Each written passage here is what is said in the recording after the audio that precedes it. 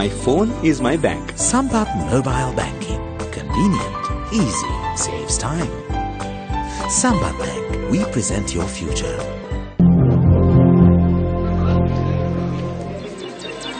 A very good afternoon to you and welcome to Lunchtime News, come to you live and direct from the Newsfirst Centre here in Colombo. I'm Florin Rajendran. Let's now take a look at your headlines. The 50th Maldivian Independence Day celebration held under the patronage of President Maithripala Sirisena. Request from the Elections Commissioner to grant adequate holiday to the employees of the private sector to cast their vote. 4 casualties reported and 16 others injured following road accidents.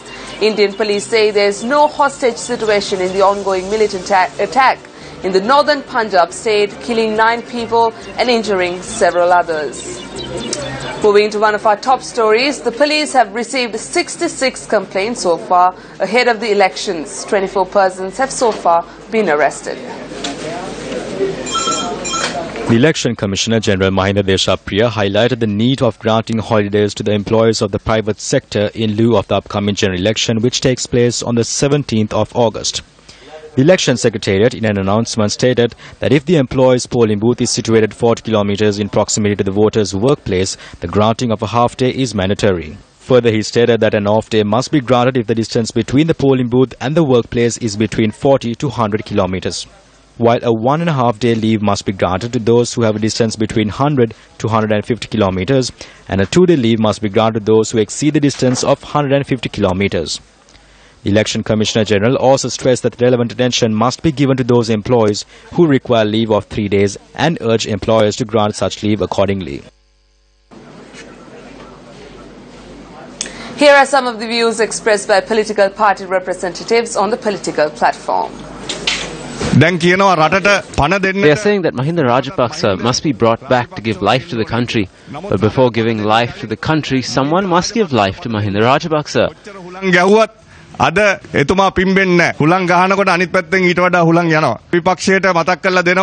remind the opposition that no matter how much they try to come back to power, the people are wise. See how they spoke on TV for that 100 days. They could not even find someone in that government who could make a proper decision. Today, one person says one thing and the next day another says something else. When the Prime Minister says something, 10 others in the cabinet have already said 10 other things. Can a government as this run a country?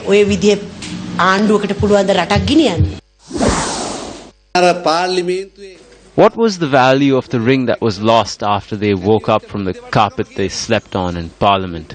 When you look at its value, you can see how pure they are and how they swindled from the country. Nothing else happened. It is the same group who are now rallying around Mahinda Rajapaksa and are trying to bring him back to power because they want to cover up their wrongs. Some people thought that the father had died and politics had been placed in a box, sealed and buried. When some people took up ministerial positions under this good governance, we were against the cabinet of Ranil Wickremesinghe and his concept of a national government. We were told back then that we will establish a new government after the elections that will be held following the end of the 100 days. We raised our hand for everything in the 100-day program and even the budget, but after all that, they are attacking us now. Then it was said that 31 ministerial positions would be given, but nothing happened. We all agreed, but still none of the rogues and wrongdoers were given these positions. Politicians fall to the lowest for about 2 months and the people become powerful. If you take now, for instance, there are only a few weeks left. What happens after that? A few moments after the pencil is used to cast their vote, the people do not matter anymore. Their value is no more. What happens then? The people are made to fall to their lowest and the politicians become powerful and reign supreme. We will be the ones establishing a government. Those in the UNP will be joining us. There can be no factions or groups in the party. We are all contesting under the beetle leaf. The people must not vote for factions or parties that have divisions within them. The party should have that identity of an alliance. When it was said that the corrupt political culture should be changed in the country, party leaders back then started to grumble about it. How can we go before the people and say anything? But today this is being used as a marketing tool by all political parties. Do not get fooled by this. It is our Field Marshal who has complete ownership, the patent to all of this. Prime Minister Ranil Wickremesinghe says his only concern is the development of the village. He made this statement at a meeting in Norelia.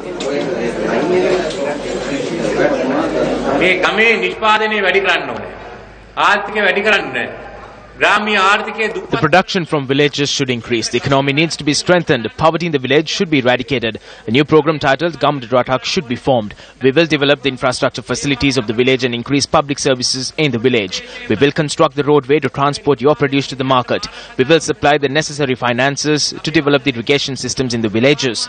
Trade needs to grow in the village. A society to uplift small-scale businesses will be established. An office will be opened in each electorate. Along with an agreement being formed between America and Iran, Sri Lankan tea will now be exported to Iran.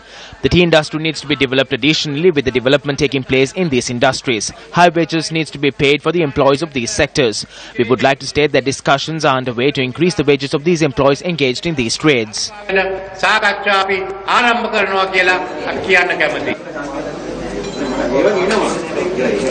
General Secretary of the UPFA, Susil Premajayanta, says that the election manifesto of their party will be unveiled tomorrow.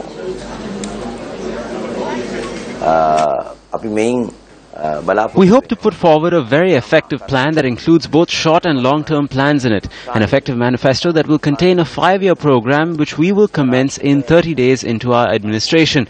We will also introduce a program which will provide immediate relief to the people.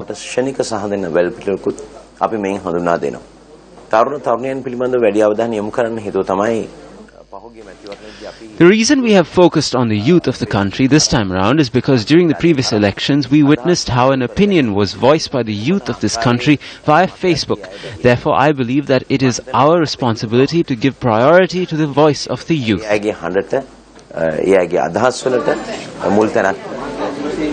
Meanwhile, on to some election-related news, the Ministry of Public Administration and Local Government said that investigations will be conducted if necessary information on state officials who engage in election activities is provided.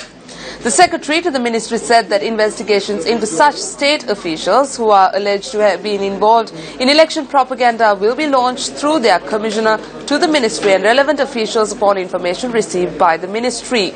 The Secretary to the Ministry of Public Administration and Local Government further noted that guidelines that need to be adhered to by state officials during the election period. Thereby, complaints could be lodged with the Elections Commissioner in the event of a breach of election law by state officials.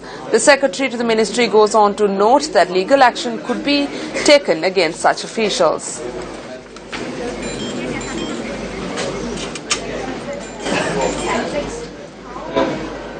President Maithripala Sirisena participated as the chief guest at a special reception held in commemoration of the Maldives' 50th Independence Day.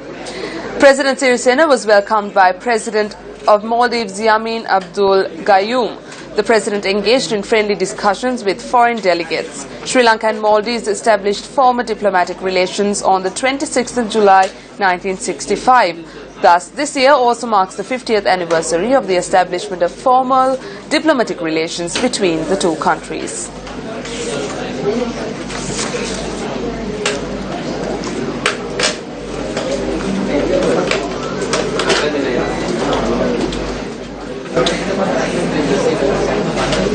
In more local news, the police state that the accident in Torrington that occurred early this morning was a result of the carelessness of the driver of the bus as he did not adhere to road rules. Police media spokesperson ASP Ruwan Gunasekara said that the driver of the bus has been arrested in connection to the incident.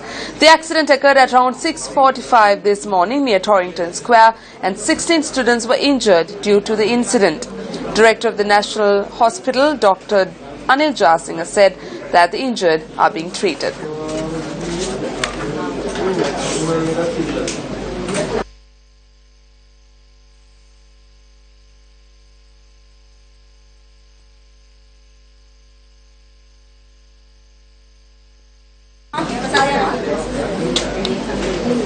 An accident along the Rajapalli junction on the Kurunegala-Kandy road resulted in the death of 3 individuals.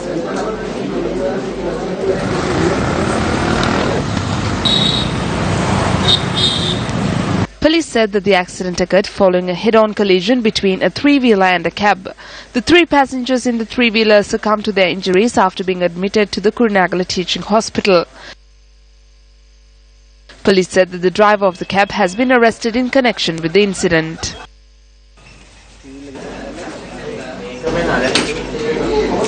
Meanwhile, 1 person was killed in a motor accident involving a motorcycle on the Trincomalee-Anuradhapura road in the Kanya area in Uppuveli.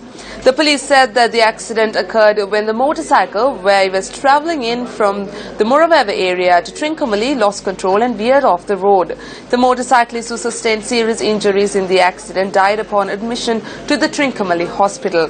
The deceased is a 30-year-old resident of Pudukudi, Rippu.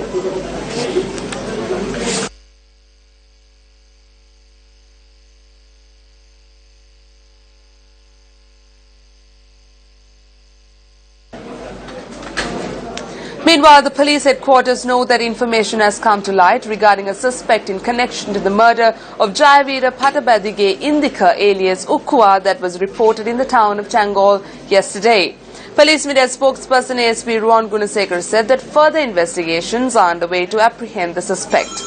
The incident occurred last morning when Jayavira Patabadige Indika alias Ukkuwa was travelling in a 3-wheeler along with 2 others and was shot by an unidentified group. The police said that the 2 accomplices who were injured in the shooting had been admitted to the intensive care units of the Tangol hospital.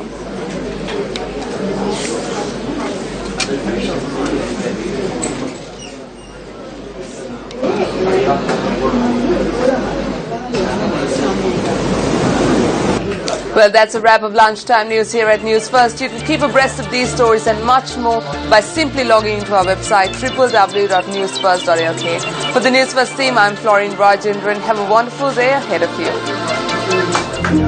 you.